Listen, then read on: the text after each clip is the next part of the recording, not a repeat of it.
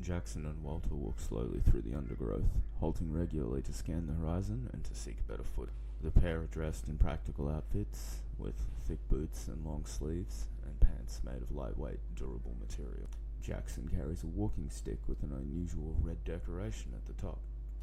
Walter has a sample collection jar strapped to his belt and a long butterfly net carried in both hands. The pair advance towards a densely packed region of canopy as the light and sound begins to fade away to the background. A sharp crack is heard as Jackson freezes, his foot on top of a broken bone approximately the size of a human femur.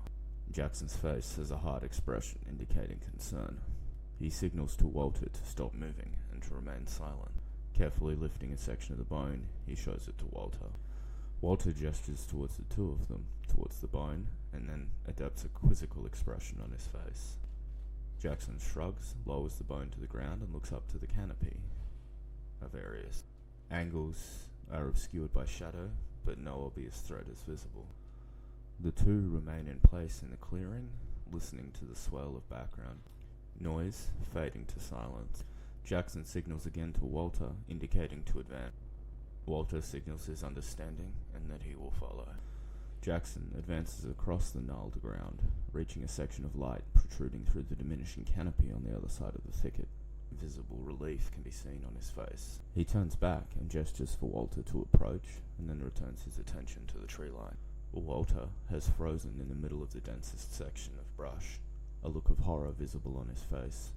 He shifts his leg, looking at the ground in front of him, then screams loudly. Walter's foot is resting against a human head, exhibiting significant decomposition. The torso is also visible, with a boot print in the chest leaking fluid. Jackson snaps his attention back to Walter, who's attempting to regain his composure. He gestures urgently for silence, and they both look up and around.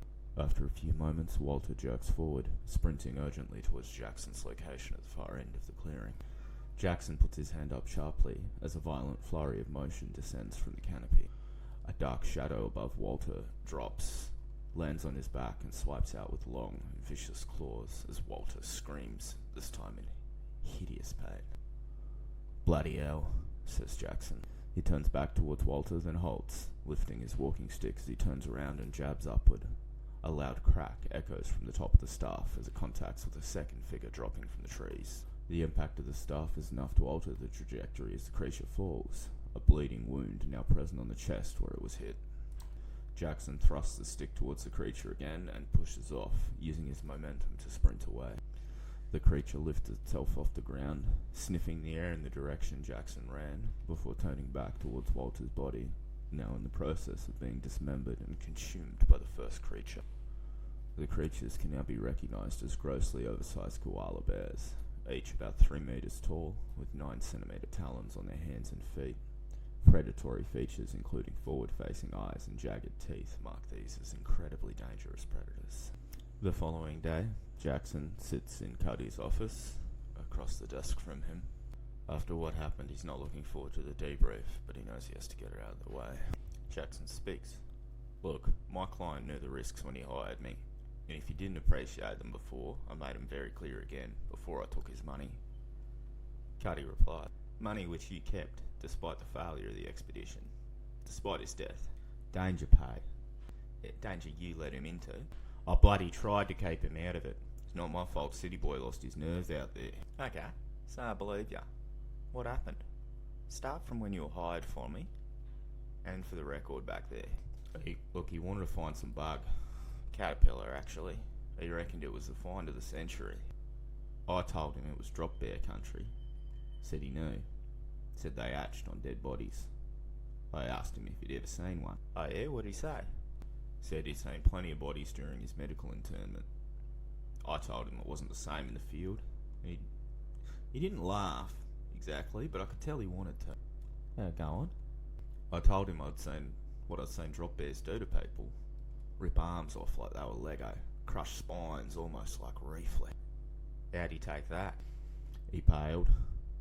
Then he offered me a lot of money. 5 figures just for walking out with him, with the promise of more. Maybe a lot more if he found what he was looking for. The caterpillar? The caterpillar. Claimed they only hatched once a century. Nobody alive had seen one, and his university was offering prestige to anybody who could confirm their records. There must have been more to it than that, right? Don't risk himself like that. Yeah, took a bit of getting out of him, but he also told me the thing it might have medical properties. Chemical? Pharmaceutical? Yeah, something like that.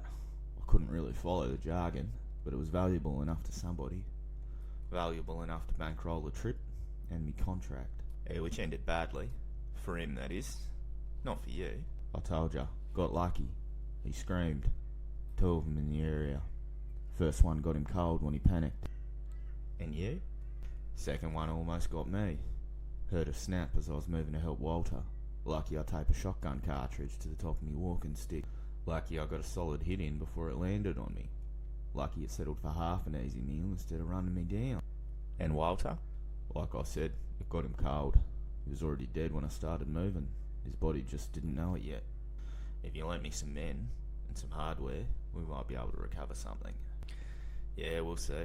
If there's anything to this caterpillar thing, I've got a hunch somebody might take care of that for us. Let trouble find trouble, eh? Thus ends this chapter.